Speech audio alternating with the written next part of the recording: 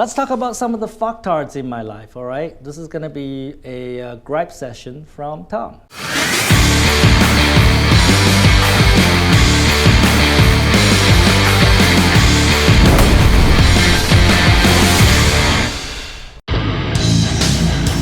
You know, if you're in Vietnam and want to know about business, actually, if you're anywhere and want to know about business, you might want to check out Tom Peng. He doesn't fuck around. Yeah, Tom Peng. He's A-okay. Peace. 30 years in business, last 5 in Vietnam, currently at 400 employees, and probably hired thousands in my lifetime, right? When you have companies that have 400 employees, you're gonna hire some bad apples. That's just the way it is, all right? You're gonna hire some bad apples. It's unavoidable. Anybody will do it. You're gonna hire the wrong people, guaranteed. There's no way to avoid it. And really, the right thing to do is hire slow, fire fast, right? So you hire carefully, make sure you don't hire the wrong people. But although it's not avoidable, but when you find out they are fucktards, get rid of them quickly.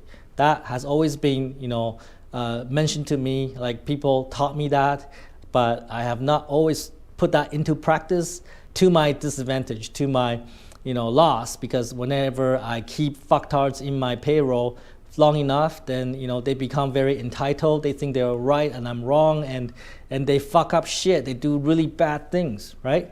Again, if you identify someone is a fucktard in your company, you gotta get rid of them fast, because they're gonna eventually end up hurting your business. So today, I'm gonna actually talk about some of the fucktard experiences, recent and also in the past, right? Okay, because we do have some fucktards, and every time we run into these guys, we try to improve our company employment process, recruitment process.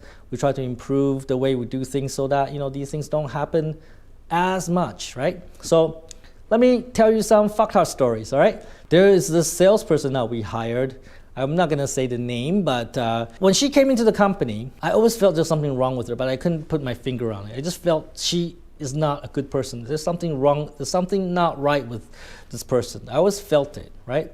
But there's no evidence, and plus, everybody says she's good, so we keep her on the payroll, and the result I don't think was very good, right? Her performance was, below average, and then eventually, my instinct proved to be true, because this person disappeared. She just disappeared. One day she just doesn't come to the company. She took our laptop, never returned it. Later on, we found out that she actually committed fraud. She actually committed frauds with somebody out there, and the police was looking for her, right? Fortunately, the fraud has nothing to do with our company, but she did something bad out there, and the police was looking for her. There was actually a wanted poster, and our customers actually called and said, hey, this person worked for you. I'm like, yeah, not anymore. She disappeared, and we don't want to actually work with her, right? So that's like case number one. Right? The other case would be similar situation, another salesperson.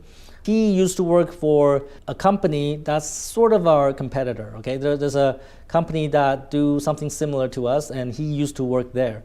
And apparently what happened was he took the customer money, so customer paid him instead of the company, and he took the money and ran, and he disappeared, right? So the competitor company could not find him. And then he came to work for my company, and we didn't know about the situation with the competitor company. And so we hired him. Again, this is one person, when I see him, I just sense something's wrong. There's something not right about this guy. But the sales leader's like, he's good. And again, the performance doesn't show it. The numbers shows that he kind of sucks. He's not that good. But I don't know why people want to protect him. And so we kept him for a while, and guess what happened? He started borrowing money from my other employees, and he borrowed a lot of money from other employees, and then he disappeared. Also took our laptop. And we couldn't find him because apparently he gave us the wrong address. The address is not real. And so we could not find him. And a lot of employees lost their money because he borrowed it and he disappeared, right? So that's another case of fucktards in my company.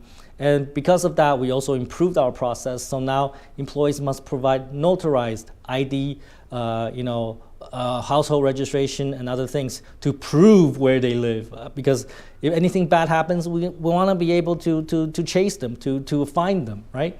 So that is a requirement to work in my company now. You got to provide notarized information and prove where you live, right? I'll give you more, right? There's more. Like, I think I told you about this fucktard marketing content writer, right? He tried to kill one of the sales girls, because the girl didn't like him anymore, and he threatened to kill her by driving motorbike into the traffic with her, right? It's just completely crazy. And then eventually we let him go, and then he started attacking the company. He was writing shit about the company, right? So that's another case. We have another marketing content writer from maybe 2 years ago, right? I don't know why there's so many fucktards in marketing, right? A lot of the marketers that we hire turn out to be fucktards. This content writer in marketing, she was actually doing other companies' work. She come to work for our company, but she was doing work for other companies. So one day I was like walking around the office, and I saw she was working for this cosmetic company. She was writing content for this cosmetic company. And then it's even got pictures of other employees in it, like testimonials. So of course I warned the leader that this is not acceptable. But I think the leader was also like involved in it. So like I don't think she did anything. See, what I should have done is I should have fired her, like right at that spot, because she come work in my company, collect our salary, but she was using the time to work for another company. Terrible, right? But I was in my nice mode back then. Like I didn't fire people fast enough. So she stayed. And then eventually, because she was just really bad performance. She cannot write shit. Like when it comes to writing content for us, she couldn't do it. So eventually we fired her. And then that's when the problem started. She started writing a lot of bad reviews of our company, even though none of it is real. She claimed that we owe her money. She claimed that we did many bad things, but none of which is real. Like she made out all that stuff. And she used like anonymous sites to post things so that she doesn't have to reveal her name and stuff. But we all know it's her, right? So, and this is like, just because of her claims, we know who it is. We didn't do very much with her because frankly, what she does doesn't really hurt us because we're actually growing like crazy. Our company's getting bigger and stronger, and we're making more money than ever. Like she is trying to attack our company, but really, what she does doesn't have any impact, right? So it doesn't really bother us. But just rest assured, I want you fucktards to know, right? Just rest assured, we didn't get back to you. Doesn't mean that like we can't do anything about it. I'm just waiting, all right? I'm waiting for the right moment because you're nothing. You're nothing. I have nothing to take away from you. Like suing you, doing something to you will not make my life better, will not make my company better. But just wait for the day when I can take something away from you. And I guarantee you I will do so. Wait till the day you have a little bit of money, a little bit of success, and I will take it away from you. Because I do not relent to fucktards. All right? Fucktards of the world, understand Tom is after you.